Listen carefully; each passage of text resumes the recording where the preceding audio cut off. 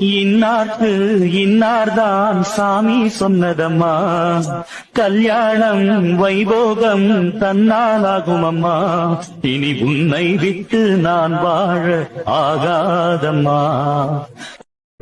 அடி நீதான் என் சந்தோஷம், பூவெல்லாம் வாசம், நீ பேசும் பேச்சு. சாருமா, ஐயோ, நம்ம அழுகிறது தெரிஞ்சா இவரும் ஃபீல் பண்ணுவார். போய் நிம்மதியாகவே இருக்க மாட்டார், நம்மளை விட்டுட்டு போகிறோன்னு. நம்ம எதுவும் காமிச்சிக்க கூடாது. திரும்படி இதோ வரேன். கிளம்பிட்டீங்களா? இவ்வளோ நேரம் என்ன பண்ணிட்டு இருந்த? நான் என் பசங்க கூட பேசிக்கிட்டு இருந்தேன். நடிக்காதடி, அழுதுட்டு தானே இருந்த, கண்ணெல்லாம் செவந்திருக்கே. நான் ஏன் அழ போகிறேன்? சந்தோஷமாக இருக்கேன். நான் எதுக்கு அழணும்? எனக்கு தெரியும் சாருமா, உனக்கு கஷ்டமாக இருக்கும் அப்படின்னு சொல்லிட்டு. இருந்தாலும் உன் விருப்பம், நீயும் இருக்கன்னு சொன்னேன். அப்பா அம்மாவும் பாவம்ல, இவ்வளோ நாள் உன்னை பிரிஞ்சிருந்திருக்காங்க. இவ்வளோ நாள்னு சொல்கிறத இவ்வளோ வருஷம் பிரிஞ்சிருந்திருக்காங்க. அவங்களுக்கும் கஷ்டமாக இருக்குமே தான் நான் உன்னை விட்டுட்டு போகிறேன். உன்னை விட்டு இருக்க என்னால் மட்டும் முடியுமாடி? அப்படிலாம் ஃபீல் பண்ணாதீங்க ஹிட்லர். எனக்கு ஒன்றும் ப்ராப்ளம் இல்லைப்பா. நான் எங்கள் அப்பா அம்மா கூட ஜாலியாக தான் இருக்கேன். நடிக்காத, அப்பட்டமாக தெரியுது. எங்கள் அப்பா அம்மா கூட இருக்கிறதுக்கு எனக்கு கஷ்டமாக இருக்குமா? ஓ அப்படி, சரி ஓகே, ஒன்றும் ப்ராப்ளம் இல்லை. நீ இரு, கரெக்டாக டைமுக்கு சாப்பிடு, டேப்லெட்லாம் போடு. எதுவாக இருந்தாலும் எனக்கு கால் பண்ணு, என்னை டிஸ்டர்ப் பண்ணுறேன்னு யோசிக்காத, சரியா? நாளையிலேருந்து நான் ஸ்டேஷன் போயிடுவேன். இன்றைக்கி போனவொடனே கூட போகிற வேலை இருக்குன்னு நினைக்கிறேன். நான் ஸ்டேஷனில் இருப்பேன், வேலையாக இருப்பேன் அப்படின்னா நினச்சிட்டு எனக்கு ஃபோன் போடாமல் இருக்காத.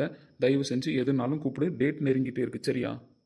சரிங்க, அதான் அம்மா அப்பா பாட்டி தாத்தா எல்லோரும் இருக்காங்களே, பார்த்துப்பாங்க. ஒன்றும் பிரச்சனை இல்லை. நீங்கள் என்னை பற்றி நினச்சிட்டு இருக்காதீங்க. சரிங்க. தங்கம், கிளம்பட்டுமா? நானும் அழுகக்கூடாதுன்னு தான் கண்ட்ரோல் பண்ணிட்டு இருந்தேன். ஆனால் என்னால் அழுக கண்ட்ரோல் பண்ண முடியல. தங்கம், என் கூட ஊருக்கு வந்துடுறியா? இல்லைங்க, அப்பா அம்மா இவ்வளோ நாள் என்னை பிரிஞ்சிருந்ததே ரொம்ப கஷ்டப்பட்டுட்டாங்க. இப்பயும் நான் உங்கள் கூட வரேன், அவங்க கூட இருக்க முடியாதுன்னு சொல்கிறத கேட்டால் அவங்களுக்கு ரொம்ப கஷ்டமாக இருக்கும். அதனால் வேணாம், நான் இருக்கேன் அம்மா அப்பா கூட. இருந்தாலும் எனக்கு ஏன் தெரில, நீங்கள் என்னை விட்டு போகும்போது அவ்வளோ கஷ்டமாக இருக்குது. இங்கேயும் அங்கேயும் கொஞ்ச நாள் மாற்றிடு. இத்தனை வருஷம் உன்னை பிரிஞ்சிருந்திருக்காங்க, அவங்களுக்கு எவ்வளோ பெரிய தண்டனை அது. அதனால தான் நானும் புரிஞ்சுக்கிட்டு உன்னை விட்டுட்டு போகிறேன். இந்த உலகத்திலே எல்லாருக்குமே அப்பா அம்மா பாசம் தான் ஃபஸ்ட்டுன்னு சொல்லுவாங்க. ஆனால் அதையே உங்களோட அன்பு தோக்கடிச்சிச்சு தெரியுமா? அவங்க எனக்கு கிடைக்கிறதுக்கு முன்னாடி எனக்கு நீங்கள் எல்லாமாவும் இருந்து என்னை பார்த்துக்கிட்டீங்க. சின்ன வயசுலேருந்து நான் ஏங்கின எல்லா விஷயத்தையும் எனக்கு பார்த்து பார்த்து செய்கிறீங்க. அதனால தானே என்னவோ அப்பா அம்மா பாசத்துக்கு முன்னாடி உங்களோட அன்பு வந்து நிற்கிது. தங்கம், இப்படிலாம் நீ அழுதினா நான் எப்படி இப்போ நிம்மதியாக இருப்பேன் சொல்லு? அதனால அடி நீதான் என் சந்தோஷம், பூவெல்லாம் வாசம், நீ பேசும் பேச்செல்லாம் நான் கேட்கும் சங்கீதம், உன் புன்னகை நான் சேமிக்கின்ற செல்வமடி, நீ இல்லை என்றால் நானும் இங்கே. அழுவை ஃபஸ்ட்டு நீ பாட்டு. நீ அழுதா பசங்களுக்கு உள்ள தெரியும். இதுக்கப்புறம் அம்மா என்ன பண்ணாலும் பசங்களுக்கு உள்ள உணர்வு தெரியும். நீ அழுதா அழுவானுங்க, சிரிச்சா சிரிப்பானுங்க. அப்படி இருக்கும்போது நம்ம பிள்ளைங்கள நீ அழு வைக்கலாமா? இப்போ நீ அழுகையை ஸ்டார்ட் பண்ண போறியா, இல்லை நானும் ஊருக்கு போகாமல் இங்கே இருக்கட்டுமா? போதுமா? போதாதி. அது எப்படி போதும்? என் தங்கத்தை விட்டுட்டு பிரிஞ்சு போகிறேன். அது வரைக்கும் ஞாபகம் இருக்கிற மாதிரி என் தங்க ஏதாவது தர வேணாமா? ஹிட்லர் சரியான ஆளுதான். அதெல்லாம் முடியாது. ஓ கூட நான் கூடி இருந்திட எனக்கு சென்மோ ஒன்று போதுமா? 100 சென்மோ வேணும், அத கேட்குற சாமிய.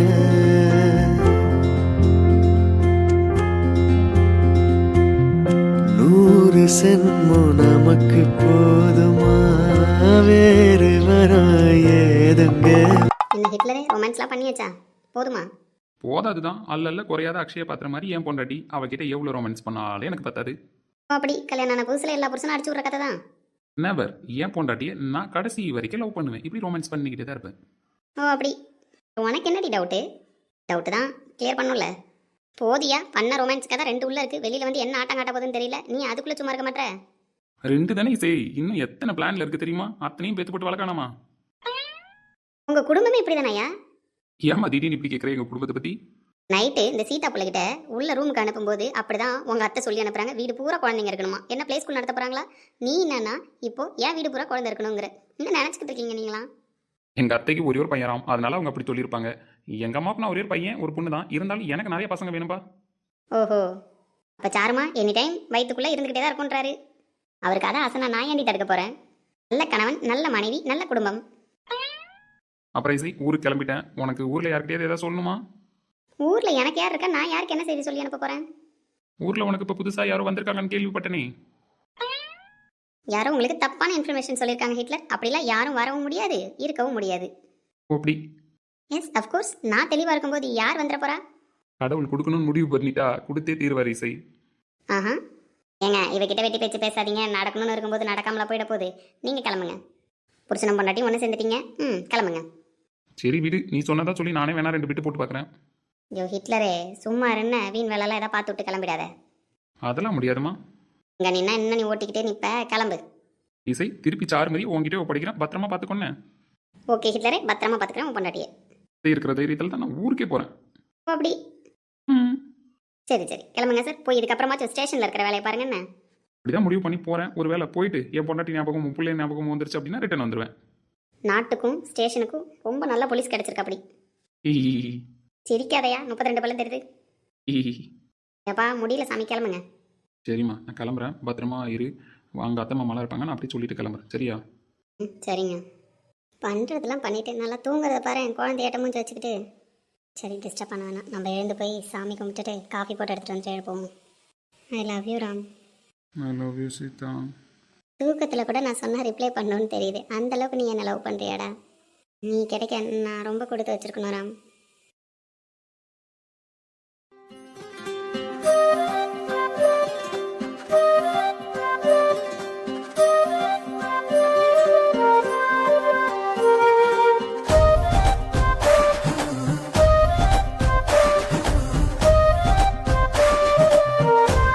நேதர்மா ஊருக்கு கிளம்பிட்டியா? கிளம்பிட்டத அதான் உங்கள் எல்லாரையும் பார்த்து சொல்லிட்டு போகலான்னு வந்தேன். அக்கா நீங்களாம் கிளம்பிட்டீங்களா? போகலாமா? கிளம்பிட்டேன் போலீஸ் தம்பி. சொன்னாங்க உங்கள் கார் ஃப்ரீயாக தான் போகுதுன்னு. சரி அப்படியே நம்மளுக்கும் கல்யாண வேலைலாம் முடிஞ்சிருச்சு. அப்படியே உங்கள் கூட வந்துடுவோமேன்னு ஜாயிண்ட் அடிச்சிட்டோம். இதில் என்னக்கா இருக்குது? நான் சும்மா போகிறேன், அப்படியே உங்களை கூட்டிகிட்டு போகிறேன். சரியா பார்த்து பத்திரமா கூப்பிட்டு போனேன். போலீஸ்காரங்கிட்டே எல்லாரையும் பாதுகாப்பாக கூட்டிகிட்டு போகிற ஆள் எங்கள் சித்தி மட்டும்தான். இருந்தாலும் சொல்லணும் இல்லையா? சரி சித்தி, அதெல்லாம் ஒன்றும் பிரச்சனை கிடையாது. நான் கூட்டு போய் பத்திரமா எல்லாரையும் வீட்டில் விட்டுட்டே போகிறேன். எல்லாரும் வந்து இருந்து கல்யாணத்தை சிறப்பாக முடிச்சு கொடுத்தீங்கம்மா, ரொம்ப நன்றி. அடுத்தது எங்கள் பேத்தி பேரன் கல்யாணம்லாம் இருக்குது, அதுக்கும் நீங்கள் எல்லாரும் வந்துடணும். 5 மட்டும்தான் சொந்தம்னு சொல்லிட்டு அவள் பொண்ணு கல்யாணத்துக்கு வந்ததோட நீங்களாம் நீ படிக்கக்கூடாது. ஐயோ தாத்தா, இந்த ஊர் எங்களுக்கு ரொம்ப பிடிச்சிருக்கு. நீங்கள் ஏதாவது விசேஷன் கூப்பிடணும்னு இல்லை, சும்மா வான் கூட்டா கூட நாங்கள் ஓடியாந்துருவோம். சரிம்மா, எப்போ வரணும்னு தோணுதோ உங்களுக்கு வாங்க. நாங்கள் தான் கூப்பிடணும் கூட்டாக தான் போகணுன்றதெல்லாம் ஒன்றும் கிடையாது. உங்களுக்கு வரணும்னு தோணுனா கூட வந்துருங்க. சரிங்களா? சரிங்க தாத்தா, அதெல்லாம் ஒன்றும் பிரச்சனை இல்லை. இங்கே இருந்தது மனசுக்கு நிறைவாக இருந்துச்சு. கிராமத்தில் இருக்கிறது ரொம்ப சொர்க்கமான வாழ்க்கை தான். நாங்களாம் இங்கே இருந்து பழகிட்டோம், நீங்கள் எல்லாரும் அங்கே இருக்கீங்க. உங்களுக்கு எப்போ வரணும்னு தோணுதோ வாங்க, ஒன்றும் பிரச்சனை கிடையாது. போனால் என்ன சொல்லுவாங்களோ நினைப்பாங்களோ அப்படின்லாம் எதுவும் நினச்சிட்டு இருக்காதீங்க. சரிங்க தாத்தா, கண்டிப்பாக வரோம். பசங்களுக்கு ஸ்கூல் ஆரம்பிச்சிருச்சு, அதனால தான் போகிறோம். இல்லைன்னா இன்னும் 2 நாள் இருந்துட்டு போவோம். ஏற்கனவே கல்யாணத்துக்காக லீவ்லாம் போட்டாச்சு, அதனால தான். என்னம்மா எல்லோரும் கிளம்பிட்டீங்களா? ஆமாம் பாட்டி, கிளம்பிட்டோம். உங்களை தான் தேடிக்கிட்டு இருந்தோம். நீங்களாம் காலையில் ஊருக்கு போயிடுவீங்கன்னு 5 சொல்லிட்டு இருந்தா, அதான் சரின்னு காலையிலே உங்களெல்லாம் பார்க்கணும் வந்தாச்சு. கூட 2 நாள் இருந்துட்டு போகலாம், அதுக்குள்ளே எல்லாம் கிளம்புறங்கிறீங்க. பாட்டி இதுவே அதிகம். நாங்களாம் ரொம்ப நாள் டேரா போட்டுட்டோம். இதுக்கப்புறம் நாங்கள் இருந்தால் உங்களுக்கு தாங்காது. அப்படிலாம் இல்லாமல் எவ்வளோ நாள் நீங்கள் இருந்தாலும் எங்களுக்குலாம் சந்தோஷம் தான். அப்போல்லாம் ஒரே வீட்டில் அவ்வளோ பேர் இருப்போம். இப்போ தான் எல்லாரும் தனித்தனியாக இருக்காங்க. எங்களுக்கும் ஆசை தான் பாட்டி இருந்துட்டு போகணுன்னு. ஆனால் என்ன பண்ணுறது, பசங்களுக்கு ஸ்கூல் இருக்குது. என் பையன் 12வது படிக்கிறான், அவள் பொண்ணு ஸ்கூல் படிக்குது. அதுவும் இல்லாமல் என் பொண்ணு ட்ரைனிங் வேறு அட்டன் பண்ண போகணும். ஆமாம்மா, உன் பொண்ணு டாக்டர்னு சொன்னல? ஆமாம் தாத்தா, டாக்டர் தான். சரிம்மா, வயசான காலத்தில் தாத்தாவுக்குலாம் வைத்தியம் பார்க்க யூஸ் ஆகும். கண்டிப்பாக அவளுக்கும் ட்ரைனிங் இருக்குன்னு தான் அவங்க அப்பா காலையிலே ஃபோன் அடிச்சிட்டாரு. அவங்க அப்பாவும் கல்யாணத்துக்கு வர வேண்டியது, வேற ஒரு ஆப்ரேஷன் விஷயமா இருந்துட்டாரு, வர முடியலான்னு ரொம்ப வருத்தப்பட்டார். அதான் இவளுக்கும் ட்ரைனிங் ஸ்டார்ட் ஆகிடுச்சு, கிளம்பிட்டீங்களான்னு காலையிலே ஃபோன் அடித்தார். ஓ இவங்க தான் விக்ரம் மாமியாரோ? இருக்கட்டும். இப்போ அங்கே தனியாக என்னடா பண்ணுவேன்? அண்ணி அண்ணனும் வரல. சரிடா தர்மா, பார்த்துக்கிரு. சரிம்மா, போய் எல்லாத்தையும் எடுத்து வைங்க, நான் அதை பின்னாடியே வரேன்.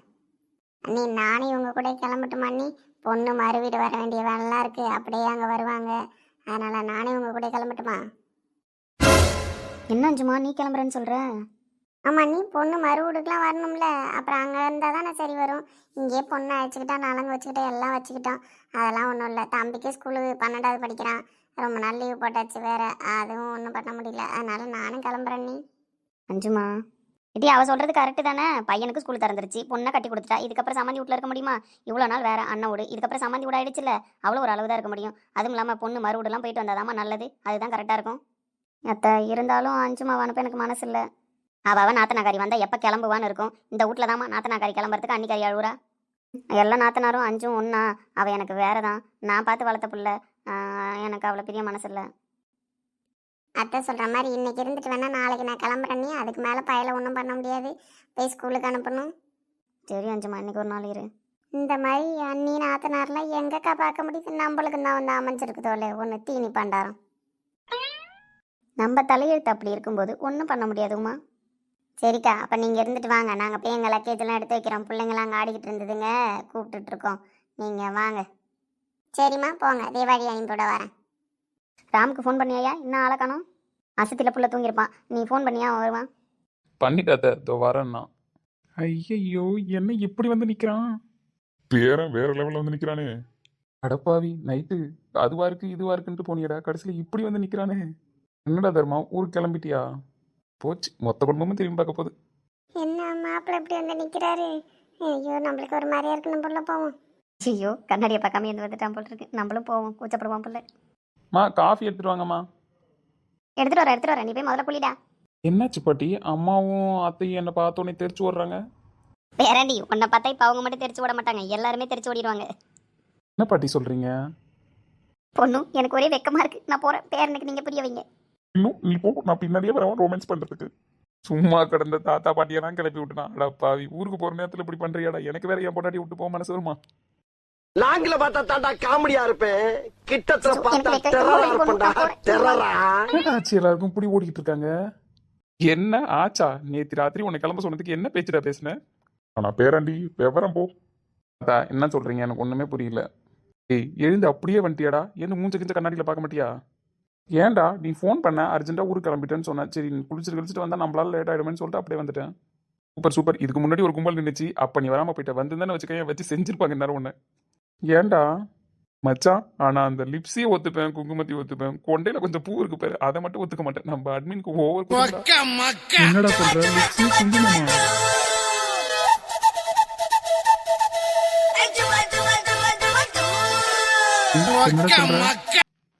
டேய், என்னடா சொல்றேன்னு கேட்டு நீ பார்த்த வேலை இருக்கே, ஒழுங்கா உள்ள போடா. போய் கண்ணாடியில் மூஞ்ச பாரு. பேராண்டி இருந்தாலும் உங்களுக்கு ரொம்ப குசும்பு. ஐயோ, அப்படியே வந்துட்டோம் போல் இருக்கு. மொத்த மரியாதையும் போச்சு. அம்மா அத்தை எல்லாரும் பார்த்துட்டாங்க. மரியாதை போயிடுச்சு தான், கிளம்பு. இதுக்கு மேலே நின்று வச்சுக்க, யாராவது வந்து உன்னை பார்த்தாங்க, இன்னும் கொஞ்சம் நினச்சிருக்கிறது காற்றுல பறந்துடும். சாரிடா, நீ பார்த்து ஊருக்கு போயிட்டு வானே. மனுஷனை ஊருக்கு போகிற அளவுலையே நீ இப்போ வந்து நின்றுருக்க. ஊருக்கு போகிற நேரத்தில் மனசை கழிச்சிட்டு இருக்க. போடா, நான் போகிறேன். இசை இல்லைன்றது நம்மளுக்கே அடிக்கடி தோணிக்கிட்டே இருக்குது. ஆஃபீஸ்க்கு ஒர்க் பண்ண வந்தோம். ஜஸ்ட்டு அவள் ஒரு ஸ்டாஃப் தான். நம்ம ஏன் அவளை பற்றி திங்க் பண்ணிகிட்ருக்கோம்? இசையை பார்க்கணும் போல் இருக்கே. திருப்பி ஊருக்கு போனாலும் செட் ஆகாது. என்ன ரீசன் சொல்லி வர சொல்லலாம்? அவள் அங்கே சந்தோஷமாக இருக்கேன்னு சொன்னான். சந்தோஷமாக இருப்பாளா? நம்ம டிஸ்டர்ப் பண்ணிட்டோமா அவள் சந்தோஷத்தை? ச்சே, நம்ம ஏன் இப்படி புலம்பிகிட்ருக்கோம்? அஜய், ஒழுங்காக வேலையை பாருன்னு. யார் லைஃப்பையும் அடுத்தது வீணாக்காத. ஒரு கணம் ஒரு போதும் பிரியக்கூடாதே, என் உயிரே நீ அழுகக்கூடாதே, நீ கண்ட கனவெதுமே கலையக்கூடாதே, நான் இருக்கும் நாள் வரைக்கும் நீ அழுகக்கூடாதே, கிடைச்சதை இழக்கிறதோ இழந்தது கிடைக்கிறதோ அதுக்கு பழகிறதும் நியாயம். என்னம்மா, ஊருக்கு கிளம்பிட்டியா? ஆமாங்க்கா, கிளம்பிட்டேன். நீங்கள் எப்போ ஊருக்கு வருவீங்க? வந்தால் காண்டாக்ட் பண்ணுங்கண்ணே. கண்டிப்பாக காண்டாக்ட் பண்ணுறேன் அக்ஷயா. எங்கள் ஊருக்கு போயிட்டு ட்ரைனிங் ஸ்டார்ட்டா? ஆமாங்க்கா, நான் கார்டியாலஜிஸ்ட் படித்ததே அவர்கிட்ட ட்ரைனிங் எடுத்துக்க தான். அதனால தான் போனோடனே ட்ரைனிங் ஒர்க் அப்படின்னு பிஸி ஆகிடுவேன். சரி கெரியரில் ஃபோக்கஸ் பண்ணு. கண்டிப்பாக கெரியர் ரொம்ப இம்பார்ட்டன்ட் கேர்ள்ஸ்க்கு. அதனால தான்க்கா விக்ரம் சாரை சூஸ் பண்ணேன். அவர்கிட்ட நம்ம ட்ரைனிங் எடுத்துட்டோன்னு வச்சுக்கோங்களேன், நம்ம லைஃப்பில் கண்டிப்பாக ஒரு இடத்துக்கு போயிடுவோம். ஒரு இடத்துக்கு போக போறியா இல்லை அவன் வீட்டுக்கு போக போறியான்னு தெரியலையே. என்னக்கா? ஒன்றும் இல்லைம்மா, சும்மா சொன்னேன். போய் விக்ரம் சாரை பார்த்து பேசி ட்ரைனிங் எடுத்து ஒரு வழி ஆகிடுவேன் எப்படியும். அது சரிதான். சரிக்கா, நான் போயிட்டு வரேன். சீதா கிட்ட சொல்லிட்டேன், எல்லாருக்கிட்டையுமே சொல்லிட்டேன். நான் போயிட்டு வரேன். நீங்கள் ஊருக்கு வந்து கான்டாக்ட் பண்ணுங்கள். பாய். சரிம்மா, பார்த்து போயிட்டு வாங்க, பத்திரம்.